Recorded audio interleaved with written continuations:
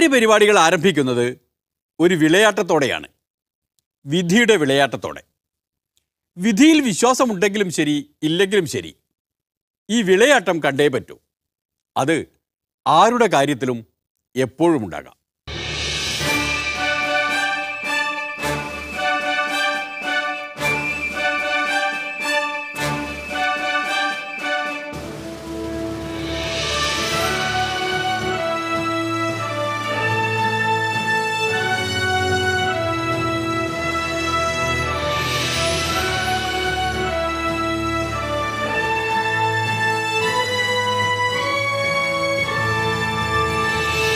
അല്ല, ആദ്യം തന്നെ ഞാൻ പറയുന്നത്, എനിക്ക് എന്താണ്, ഈ കഴിഞ്ഞ കുറേ മാസങ്ങളായിട്ട് എനിക്ക് വേണ്ടി പ്രാർത്ഥിച്ചു എന്ന് എന്നെ അറിയിച്ചുകൊണ്ടിരുന്ന നൂറുകണക്കിന് ആൾക്കാരുണ്ട്. അപ്പോൾ അവരോട് ഞാൻ ആദ്യമായിട്ട് നന്ദി പറയുകയാണ്. അത് വിവിധ വിഭാഗങ്ങളിൽപ്പെട്ട നൂറുകണക്കിന് ആൾക്കാരുണ്ട്. ആഭ്യന്തര വകുപ്പിൻ്റെ ചുമതല വഹിക്കുന്ന മുഖ്യമന്ത്രിയും, മുഖ്യമന്ത്രിയുടെ ഉപദേശിയും, ഉപദേശിയുടെ ശിഷ്യനായ DGPയും, ബാക്കി മേധാവിമാരെല്ലാവരും കൂടിയിരുന്ന് പോലീസിനെ മെച്ചപ്പെടുത്തുന്നതിനിടയിലാണ് സെൻകുമാർ ഇറങ്ങി വരുന്നത്, ഒരിളം ചിരിയുമായി സുപ്രീം കോടതിയിൽ നിന്ന്. ബഹുമാനപ്പെട്ട സുപ്രീം കോടതി നിയമം നടപ്പാക്കി തന്നതിൽ എനിക്ക് വളരെ സന്തോഷമുണ്ട്. ഞാൻ നേരത്തെ പറഞ്ഞിരുന്നത് എൻ്റെ കാര്യത്തിന് വേണ്ടിയല്ല, എൻ്റെ വ്യക്തിപരമായിട്ടൊരു കാര്യത്തിന് വേണ്ടിയല്ല. കാരണം ഇന്ത്യയിലെ വിവിധ സ്ഥലങ്ങളിലുള്ള, വിവിധ സംസ്ഥാനങ്ങളിലുള്ള പോലീസ് ഉദ്യോഗസ്ഥർക്ക് ഇതുമൂലം പ്രയോജനം ഉണ്ടാകുമെന്നാണ് എൻ്റെ വിശ്വാസം. ഏതു മൂലം എന്നല്ലേ, സെൻകുമാറിന് കിട്ടിയ വിധി മൂലം. വിധി എന്തെന്ന് വെച്ചാൽ, സെൻകുമാറിനെ ക്രമസമാധാന ചുമതലയുള്ള DGPയുടെ സ്ഥാനത്ത് നിന്ന് മാറ്റിയ പിണറായി വിജയൻ സർക്കാരിൻ്റെ നടപടി സുപ്രീം കോടതി റദ്ദാക്കി. അതേ സ്ഥാനത്ത് പുനർനിയമിക്കണമെന്ന് ഉത്തരവും കൊടുത്തു. കാരണം തീർച്ചയായിട്ടും നമ്മൾ ഒരു ജോലി ചെയ്യുന്ന സമയത്ത് ആ ജോലി സത്യസന്ധമായി ചെയ്തു എന്നതിൻ്റെ പേരിൽ നമ്മൾ പീഡിപ്പിക്കപ്പെടാനും അപമാനിപ്പിക്കപ്പെടാനും ഇടവരരുത് എന്നുള്ളത് തന്നെയാണ് എൻ്റെ ആവശ്യം ഉണ്ടായിരുന്നത്. അത് ഇനി കൂടുതൽ ശക്തമായി എല്ലായിടത്തും നടപ്പാകും എന്നാണ് ഞാൻ വിശ്വസിക്കുന്നത്. എല്ലായിടത്തും നടപ്പാകുമെന്നൊക്കെ സെൻകുമാറിന് ന്യായമായും വിശ്വസിക്കാം. എന്നാൽ കേരളത്തിൽ നടപ്പാകുമോ എന്ന കാര്യത്തിൽ പൊളിമിക്സിന് സംശയമുണ്ട്. കാരണം കേരളത്തിൽ ഇത് നടപ്പാക്കേണ്ടത് വിധിയിൽ വിശ്വാസമില്ലാത്ത ആളാണ്, ഇന്ദ്രനെയും ചന്ദ്രനെയും പോലും പേടിയില്ലാത്ത ആളാണ്. ഇവിടെ DGPയുടെ നിയമനവുമായി ബന്ധപ്പെട്ട് സുപ്രീം കോടതിയുടെ വിധി ഇന്ന് വന്നിട്ടുണ്ട്. നേരത്തെ DGP സ്ഥാനത്തുണ്ടായിരുന്നയാൾ കൊടുത്ത ഹർജിയുടെ അടിസ്ഥാനത്തിലാണ് വിധി വന്നിട്ടുള്ളത്. അതിൻ്റെ ചെറിയ ഭാഗം മാത്രമാണ് ഇപ്പോൾ വന്നു കഴിഞ്ഞിട്ടുള്ളത്. കാര്യങ്ങൾ പൂർണ്ണമായി വരട്ടെ, ഇന്നത്തോടു കൂടി തന്നെ പൂർണ്ണ വിധി കയ്യിൽ കിട്ടുമെന്നാണ് തോന്നുന്നത്. ഇങ്ങനെയേ പിണറായി സഖാവ് പറഞ്ഞുള്ളൂ. എന്നിട്ടും പൊളിമിക്സ് എന്തിനു സംശയിക്കുന്നു എന്നല്ലേ? അതിൻ്റെ കാരണം നിയമവും ന്യായവും തമ്മിലുള്ള വ്യത്യാസമാണ്. നമ്മുടെ രാജ്യമെന്ന് പറയുന്നത് ഒരു നിയമവാഴ്ചയുള്ള രാജ്യമാണ്. സർക്കാർ സ്വീകരിക്കുന്ന നടപടികളിൽ നിയമപരമായ കാര്യങ്ങൾ പരിശോധിക്കാനാണ് കോടതികളുള്ളത്. ഭരണരംഗത്തുള്ള നടപടികൾ സ്വാഭാവികമായും ഗവൺമെൻറ് സ്വീകരിക്കുന്നവയുണ്ടാവും. ഭരണരംഗത്തുള്ള നടപടികളിൽ തന്നെ നിയമപരമായ കാര്യങ്ങളാണ് കോടതി പരിശോധിക്കുക. അതാണ് പറഞ്ഞത്. ഒരു സർക്കാരിൻ്റെ DGP ആരാണ് എന്ന് നിശ്ചയിക്കേണ്ടത് നിയമമനുസരിച്ചാണോ, അത് നിയമപരമായിരിക്കണമെന്ന് വ്യാഖ്യാനിക്കുന്നത് ന്യായമാണോ എന്നൊക്കെ തീരുമാനിച്ചു വരുമ്പോഴേക്ക് നേരം ഇത്തിരി പിടിക്കും. അത് സർക്കാർ കൂടി തീരുമാനിക്കട്ടെ. കോടതി വിധി കിട്ടി, സർക്കാർ ഒരു തീരുമാനം എടുക്കട്ടെ. ഞാൻ ഇത്ര നാളേതായാലും കാത്തിരുന്നല്ലോ. വിധിയുടെ ഈ വിളയാട്ടം കണ്ട് സെൻകുമാറിനേക്കാൾ സന്തോഷിച്ച ഒരാളുണ്ട് കേട്ടോ. സുപ്രീം കോടതിയുടെ വിധിയല്ലേ പൂർണ്ണമായി നടപ്പിലാക്കിയാണല്ലോ വേണ്ടത്. സുപ്രീം കോടതിയല്ലേ. അങ്ങനെ ചോദിച്ചാൽ ആണ് എന്ന് മറുപടി പറയേണ്ടത് ഭരണപക്ഷത്തിരിക്കുന്ന പ്രതിപക്ഷ നേതാവല്ലല്ലോ. അതൊക്കെ വ്യാഖ്യാനിക്കേണ്ടത് മറുപക്ഷത്തിരിക്കുന്ന പ്രതിപക്ഷ നേതാവല്ലേ. ഇത് മുഖ്യമന്ത്രിക്കെതിരായിട്ടുള്ള ഏറ്റവും വലിയ തിരിച്ചടിയാണ്. ധാർമ്മികമായും നിയമപരമായും രാഷ്ട്രീയമായും പിണറായി വിജയന് സ്ഥാനത്ത് തുടരാനുള്ള അർഹതയില്ല. മുഖ്യമന്ത്രിക്ക് ധാർമ്മികതയുണ്ടെങ്കിൽ, മാന്യതയുണ്ടെങ്കിൽ മുഖ്യമന്ത്രി രാജിവെക്കാൻ തയ്യാറാവുകയാണ് വേണ്ടത്. അതിനുള്ള മറുപടിയൊക്കെ മുഖ്യമന്ത്രി നേരത്തെ തന്നെ പറഞ്ഞു വെച്ചിട്ടുണ്ട്. ആ കട്ടിൽ കണ്ട് ആരും പനിക്കണ്ട എന്ന്. ഏതായാലും ആ കട്ടിൽ കണ്ട് ഭരണപക്ഷത്തുള്ളവർ പോലും ഇപ്പോൾ പനിക്കുന്നില്ല. ഗവൺമെൻറ്റിനെതിരായിട്ടുള്ള ഒരു തിരിച്ചടിയല്ലേ. സർക്കാർ ഇതുവരെയുള്ള മുൻകാലങ്ങളിലുള്ള സ്ഥിതി വെച്ചുകൊണ്ട് എടുത്തൊരു നിലപാടാണ് ഈ പ്രശ്നത്തിലുണ്ടായത്. അത് സുപ്രീം കോടതി നേരത്തെ പുറപ്പെടുവിച്ചിട്ടുള്ള ചില വിധിന്യായങ്ങളെ പരിശോധിച്ചുകൊണ്ടും പോലീസ് ആക്ട് പരിശോധിച്ചുകൊണ്ടും ആണ് സുപ്രീം കോടതി ഇത്തരത്തിലുള്ള ഒരു വിധിന്യായം പുറപ്പെടുവിച്ചിട്ടുള്ളത്.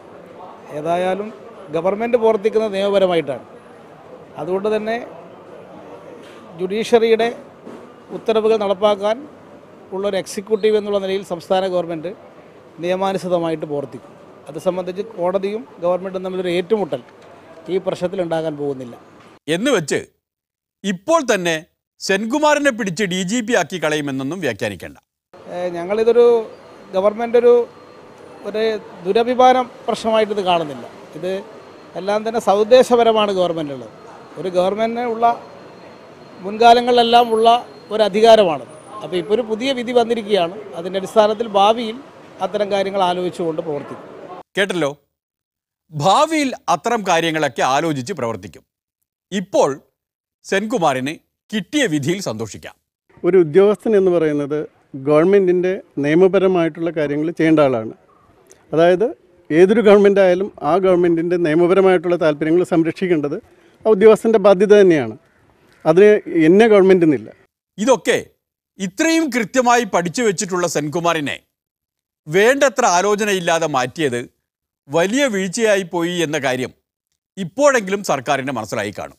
അപ്പോൾ അതുകൊണ്ട് തന്നെയാണ് ഈ ഉദ്യോഗസ്ഥന്മാരെ മാറ്റുന്നതിൽ ഇത്തരം നിയന്ത്രണങ്ങൾ വരുന്നത്.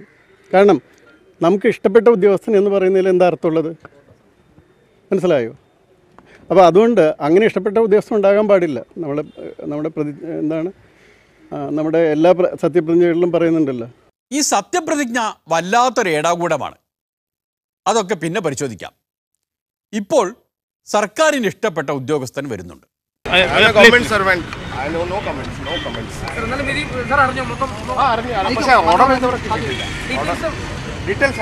അദ്ദേഹത്തെ DGP സാർ നഷ്ടപ്പെടുകയല്ലേ?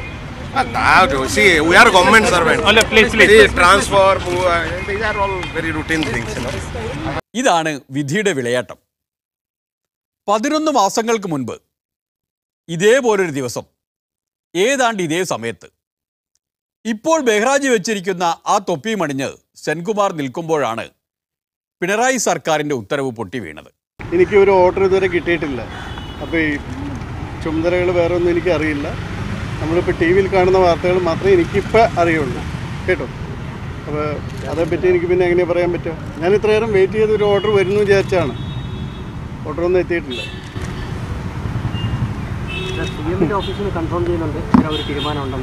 അല്ല, എനിക്ക് ഓർഡർ കിട്ടാതെ ഞാൻ എന്താ പറയുന്നത്? കണ്ടോ, ഇന്ന് പിണറായി സഖാവ് നിൽക്കുന്ന അതേ അവസ്ഥയിലായിരുന്നു അന്ന് സെൻകുമാർ. പക്ഷേ ഒരു കാര്യം അന്നേ പറഞ്ഞിരുന്നേ, ഇതിൽ എനിക്ക് പറയാൻ പറ്റുന്ന ഒറ്റ കാര്യമേ ഉള്ളൂ. Senkumar is not Loknath Behra. ഇപ്പോൾ ലോക്നാഥ് ബെഹ്റയെ ആഗ്രഹമുള്ളൊരു സർക്കാരിന് സെൻകുമാറിനെ പറ്റില്ല. അതെനിക്കറിയാം. That is for the government to decide. മനസ്സിലാവുന്നു? പിന്നെ അതിലാകെ ഉള്ളൊരു കാര്യം നമുക്ക് തോന്നുന്നത്, ഇപ്പോൾ ഒരാളെ ഇഷ്ടമില്ലാന്ന് പറയുകയാണെങ്കിൽ then that can be told. ഞങ്ങൾക്ക് ഞങ്ങളുടെ വിശ്വാസമുള്ളൊരു ഓഫീസറെ വേണം.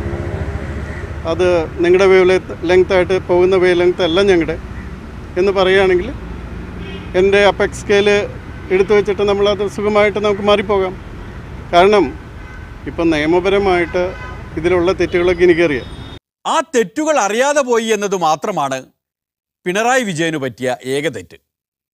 നിയമം അറിയില്ല എന്നത് നിയമം ലംഘിക്കുന്നതിനുള്ള ഒരു അവകാശമായി സുപ്രീം കോടതി അംഗീകരിച്ചു തരില്ല എന്ന് പോലും അന്ന് അദ്ദേഹത്തെ ആരും ഉപദേശിച്ചില്ല. സുപ്രീം കോടതി ജഡ്ജ്മെൻറ്റിൻ്റെ വയലേഷൻ പ്രകാശ് സിംഗ് കേസിൻ്റെ ഉണ്ട്. അതുപോലെ കേരള പോലീസ് ആക്ടിൻ്റെ വയലേഷൻ ഉണ്ട്. ഇതൊക്കെ അറിയാം. പക്ഷേ വാശി പിടിച്ച് ഒരു DGP ആയിട്ട് ഇരിക്കുന്നതിൽ ഒരു അർത്ഥവുമില്ല. കാരണം ഒരു ഗവൺമെൻറ്റിന് വിശ്വാസമില്ലെങ്കിൽ പിന്നെ ആ പോസ്റ്റിലിരുന്ന് ഗവൺമെൻറ്റിനും ബുദ്ധിമുട്ട്, ഇരിക്കുന്ന ആൾക്കും ബുദ്ധിമുട്ടാകുന്നതുകൊണ്ട് കാര്യമില്ല. പക്ഷേ അതൊരു ഡീസൻറ്റ് വിധത്തിൽ പറഞ്ഞാൽ മതി.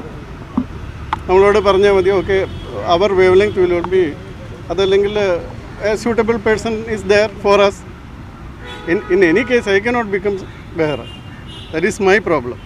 Senkumar can be Senkumar, Behra can be Behra. അത്രയേ ഉള്ളൂ. ഇപ്പോഴെങ്കിലും ഈ സാറിനോട് ഡീസൻ്റായി അങ്ങ് തുറന്നു പറഞ്ഞാൽ മതി സഖാക്കളെ, നിങ്ങളെ ഞങ്ങൾക്ക് പറ്റില്ല എന്ന്. അദ്ദേഹം വേറെ വഴി നോക്കി പോയിക്കോളും. നിങ്ങൾക്ക് പറ്റിയ പോലീസ് ഇപ്പോഴുള്ള പോലീസ് തന്നെയാണ്, ലോക്നാഥ് ശ്രീവാസ്തവ പോലീസ്.